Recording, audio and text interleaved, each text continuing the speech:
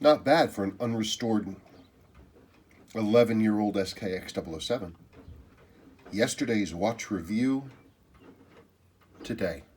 Yeah, trust me, I was kind of amazed at those numbers. Just to sort of, I mean, this watch it was made in this is 2008. It's a B movement, B variant movement, 2008. So it's 11 years old. I've never serviced it, and I bought it. It was the first. At that time, was thinking more about dive watches rather than things that I had thought about earlier, and I'd had somebody that I worked with who had a he wore he wore one of these 6309. He wore it all the time, and I just liked the look of it. I was really attracted to the simplicity of the dial and the cleanliness of the sort of the whole presentation. I thought from the standpoint of industrial design, it was great. I just loved it. But at that time, I wasn't 100% up on these as much as I would have liked to have been. So, listening to a lot of people online, that's how long ago this was. I went and I ordered an SKX007 because it had that same look. They used the. Sorry about that. I had a thought and then I was like, I didn't get one. It used the same basic elements as the SUA 7548s, which came out in whatever the 1970s, late 1970s, and they were produced until the mid-late 1980s, like 1987. But you can see this is one of those. This is a 7548 7000F. This is an SKX007. Sure can see the likeness, can't you? But one of the things that Seiko did with this watch, so they had already developed their sort of grammar design for their divers, and it was I just, and when it arrived, I remember I was actually in those days. This was long enough ago that I was still working for FedEx a long time ago, and I was an auditor, so I used to run around checking on people and make sure they were doing what they were supposed to do, which was, except for the fact of the driving and traveling, which wasn't bad. I did my best to try to make an unpleasant process pleasant for everybody, but who knows? But in any case, I bought this, and it had arrived in the mail when I was due to go on a trip to the Western Slope, and so the box showed up, but I didn't open it, and I had to go that day from home, and then go up to Glenwood Springs, which was the first stop off, and so that's about a 4-hour drive. But I got there, and I got into the hotel, and I opened up the box, and I remember the feeling I had when I opened this up, and I was just floored by how cool it was. I was like, oh, that's so cool. It was just so beautiful. It was really cool. I was really happy with it, and I wore this watch a lot. One of the earliest pictures. Later on, we were transferred to San Francisco, and there's a picture of me on the beach with Sadie when she was very young, and I'm wearing this watch. And so it'll be her watch someday. Stupidly, I sold this watch many years ago. I sold it, and then years later, I was actually able to hunt down the person who had the watch, who had given it to his father, and I was able to talk the guy into selling it back to me. That's almost always a failure when I bring a watch back. I'm always like, why is this here? But in this particular case, I was like, oh, I have this one back, and I have it. But I didn't wear it very often. So we were going to go on a trip. We've had all this trouble with Sabrina, all this health stuff going on. But she's chugging along and things are okay. So we thought we'd get out of town. So we got out of town. She decided out of the blue she wanted to go to Glenwood Springs, which is the first place I ever saw this watch. So I was like, I haven't worn a SKX007 for a very long time. Not because I don't like them, I haven't been wearing them. And so I went and I got into secure storage and I got this watch out, and it was the only watch that I brought. And it reiterates to me the trip and the functionality of the watch just reiterated to me just the perfection of this design. It's so great. Before we left, I didn't do anything. The watch has never been serviced, so I got it out and I cleaned up the case really quickly. I replaced the crown and the case back seal. I sort of visually inspected the movement really quickly. I didn't adjust it. I didn't do anything. And you saw the numbers. So, and then I wore it for the whole time that we were away, and it kept admirable time, like a couple seconds a day, like did really, really, really well.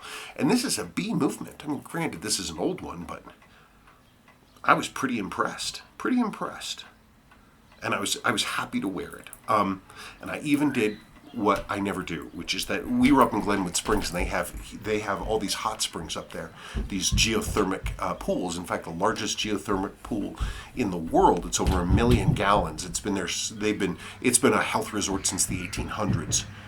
Sebastian's pissed off about something, and we were there, and it was tremendous fun. And I went in with my watch. I never took this watch off. I wore it the whole time. And it just chugged along beautifully. Talk about an amazing tool watch. What an amazing tool watch. So what I'm going to do is I want to do I'm going to cut, and I'm going to come over, and we're going to talk about see where the SKX007 sort of fits into the Seiko thing, and then I'll come back and we'll talk about that a little bit more. Okay, so you just hang on. So here it is. SKX007, the classic. It's the, of all the SKXs, it's in the main line of all of the different variations. And there were a lot of variations.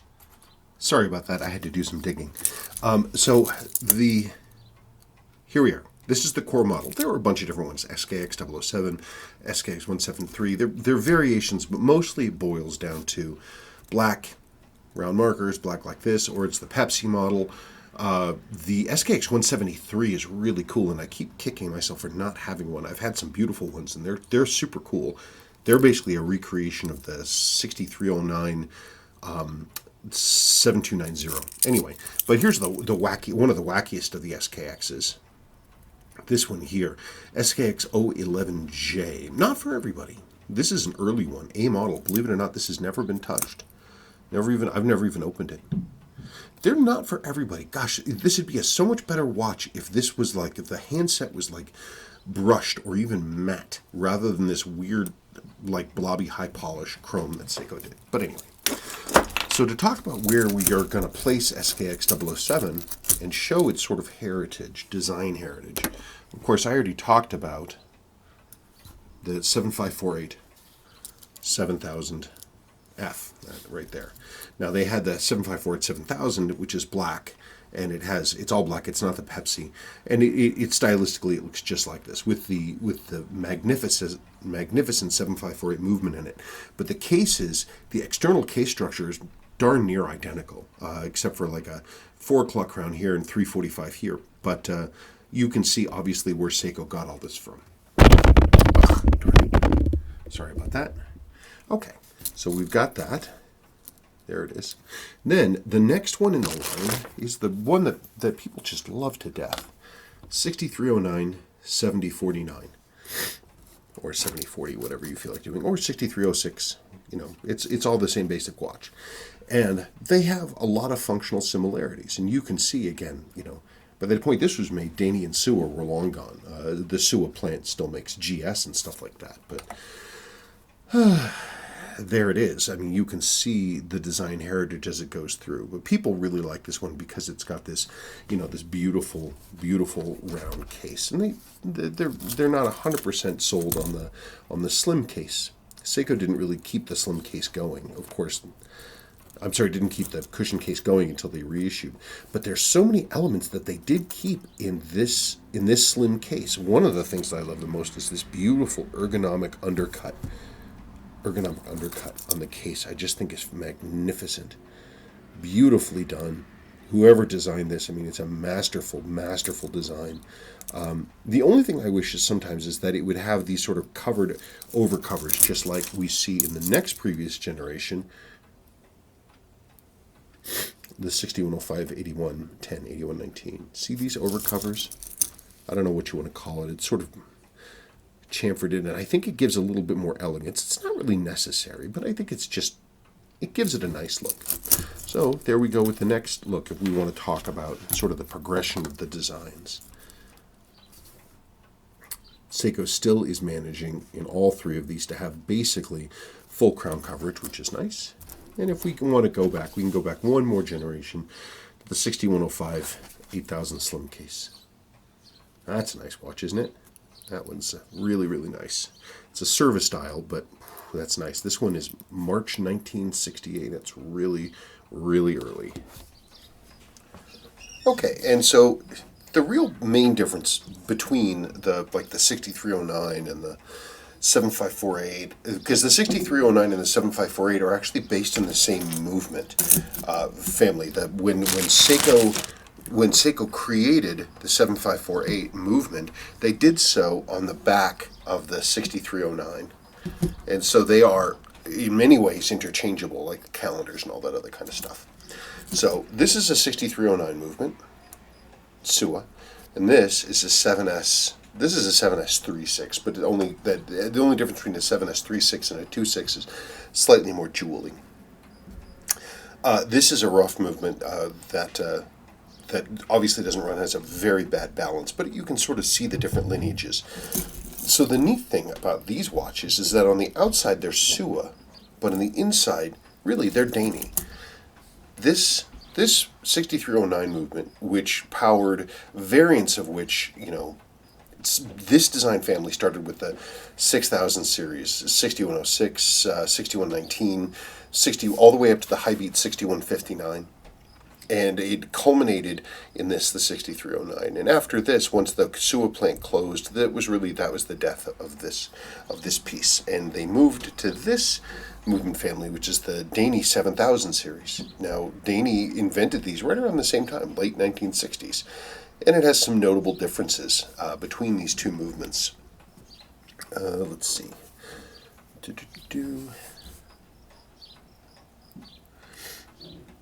They both use the ubiquitous Seiko Magic Lever system, winding system. The 6000 series is hidden underneath this winding bridge, whereas this movement, you can actually see the reduction intermediate wheels right there. They tend to be, these are a little gentler to run. They're also, these 7000 series movements are fantastic. Even back in the beginning, they were all metal. They were fully jeweled. They don't have to push as much power out of the mainspring because all the wheels are a little bit smaller. It has a smaller balance, most especially. That's a big thing. Size of the balance is big about stability. You have a big balance like this. This is the 6000 series. You have a big balance like this, which, by the way, this balance was basically copied from the Omega chronograph balances, like the Speedmaster balance. They took this as same size. The idea being that you get sort of more accuracy, but you have to push a lot more power. And so as the result of pushing all that power, your mainspring is really working, and they didn't bother to protect the mainspring arbors on these things, so these mainspring arbors tend to wear badly. Let's see how that one is. I've seen worse. But with the 7000 series, there's just not as much power. The mainspring isn't as stiff. And so as a result, while these will get some mainspring arbor wear, it's nowhere near what you're going to see with those. I mean, talk about the longevity of the movements. I mean, Seiko, the current generations of this movement are the 4R and 6R movement, 6R15, all the way back to the 7005, which was in 1968. And even though they've redesigned the movement a whole bunch of different times, certain parts are they translate right across. Like the escape wheel and the pallet fork are the same for 40 years. A lot of things will swap right over. And so this movement has a real honorable, long history. It's just interesting that finally when SUA and Dainey went away, it's not like SUA vanished. It's that you had a Dainey heart in a SUA case. And SUA still lives with us in their style. Okay, so that's how they go. Oh, I wanted to say though. Let's see. Yeah, they're both, they operate the same way, which is pull to turn to adjust for the for the day date correction, and that's the same for this baby right here. It doesn't have a date wheel, but you can see it's got it snaps over like that. And if I had the date wheel assembly and every day wheel assembly, you could see that as well. And that's a critical thing for a diver. It's got to be pull to turn, because you can't do a push quick set, because that won't work in a diver case. Okay, cool. That's sort of where it sits in terms of its design heritage. But it's nice. And one of the things, there are a bunch of stuff that Seiko did right on this. One of the things that I actually liked the most was the absolute simplicity of the dial, with just the orange Divers 200M. This same texture was introduced with the 7026-0020 transitionals, and they carried that right over here. I just like it because it's so simple. The Seiko since then has sort of put this sort of blizzard of text on the dial, like even these days, the X automatic. I mean, it's not badly done, but it's just so simple and so clean, and I love the orange that they used. The watch glows. The lume is very nice. It's like I said, from a functional standpoint, it was great. It was waterproof with the new seals. It kept excellent time. It was absolutely legible at night, even though the lume is 11 years old. Was no problem with that whatsoever. Overall, there's almost nothing to complain about. Things people bitch about. They don't like the stock Jubilees. I mean, they're a little shiny. I'd like them better if it was all matte. But, I mean, it's a little blingy, but it doesn't bother me. It's an extremely comfortable bracelet. I didn't complain about wearing it at all. It has a lot of flex to it, which was nice, and it has a lot of give. The only thing really actually that truly bothers me about the SKX line is just what I was talking about with the SKX011J, is this sort of blobby topped handset. See, it looks a little cheap to me. If you look at the previous generation, this 7548-7000F, these, just like the 6309s, have absolutely flat handsets. Like the metal is completely flat, which I actually think is a big improvement. Also, the hand loom tends to stand out a little more green in daylight. Those two things, like if we could get like a 6309 style handset, so the metal is completely flat, with loom that is pulled back a little bit so it matches the daylight color of the dial loom, I think that would be a fantastic improvement. But I mean, those are really minor quibbles. And honestly, when I was wearing this watch, up at the waterfall and everywhere, I didn't really think about it at all. It was perfectly legible, wearable watch. I really think that everybody should have one of these. There's no reason not to. Grab and go watch, fantastic, legible, self-winding, accurate if they're in good condition, extremely well-made case, comfortable bracelet, versatile. I think it's just fantastic. Very pleased to have worn one again. Okay, so let's go back over there and do an in conclusion. So in conclusion, it's just, I'm so grateful to have gotten a good opportunity to become reacquainted with the 007. It's just, in many ways, it's just a perfect watch. And it sits athwart, this transition from Sua to Dainey. And as somebody pointed out quite some time ago, basically all the modern stuff that Seiko does, all the reissue stuff that they're doing, is all harkens back to Sua. And even at this point, after the 7002s, they went right back to Sua. And it's amazing to see that they did that, and you get to see this lineage. But some people, they like to pop in, they want them to be hand winding and have hacking, and I can see the use of it. But when I was sitting there in the pool, this hot pool, and the rain was coming down in the high mountains, and I was like, it's just as well that I can't hand wind it, because I'd be tempted to do that, and then you might get water inside the watch. But as it is, it was perfect. Seiko did a great job. I've said for many years that this is a future classic. It's a current classic, and this is one that, in the years to come, should be the hallmark of a complete dive watch collection, the SKX007. Okay, thank you.